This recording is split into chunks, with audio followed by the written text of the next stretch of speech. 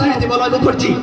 আমার পোশাক দেখে আপনারা নিশ্চয়ই বুঝতে পারছেন আমি হলাম এই শান্তিনগর থানার বড় দারোগা বাবু। থানায় বিশেষ কোনো কাজ থাকে না, এই এলাকায় চুরি থেকে ডাকাতি, ধর্ষণ থেকে খুন, যেখানে যাই কিছু ঘটুক না কেন, আর সেই অপরাধী যদি ধরা পড়ে তাহলে তার বিচার হয় ঠাকুর বাড়িতে।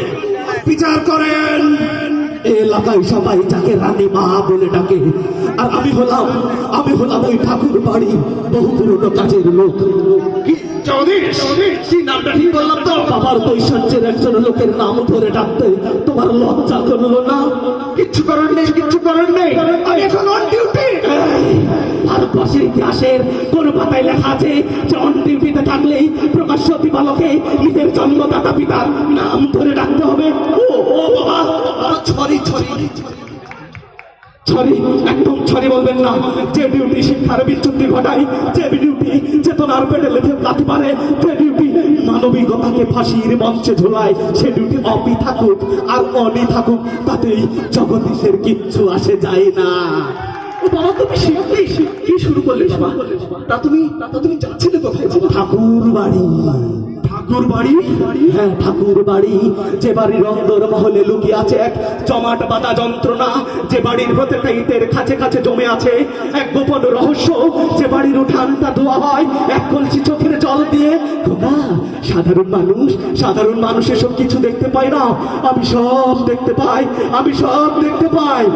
এখন রাস পূর্ণিমা রাতে আকাশের বুকে ওঠা ওই চাঁদটা যখন গোদলি আলোতে সারা পৃথিবী তাকে জ্বালিয়ে দেয়, তখন এই ঠাকুর বাড়ির দরজায় কে যেন ফিস ফিস করে বলে, সুহাসিনী, সুহাসিনী, তুমি কি এখনো জেগে আছো?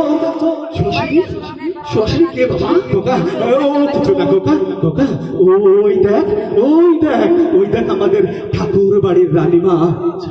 ঠিক আছে বাবা, তাহলে আমি এখন আসি বাবা। ঠিক আছে খোকা।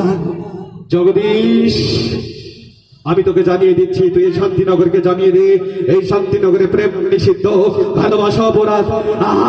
আমি আপনার আদেশ সবাইকে জানিয়ে দিচ্ছি। পিসিমা শোনো, শান্তিনগরবাসী শোনো, ওই ঠাকুর বাড়ির রানীমা তোমাদের আবার মনে করে দিয়েছে এই শান্তিনগরে প্রেম নিষিদ্ধ, ভালোবাসা অপরাধ। ভুলেও তোমরা কেউ কখনো প্রেম করো না।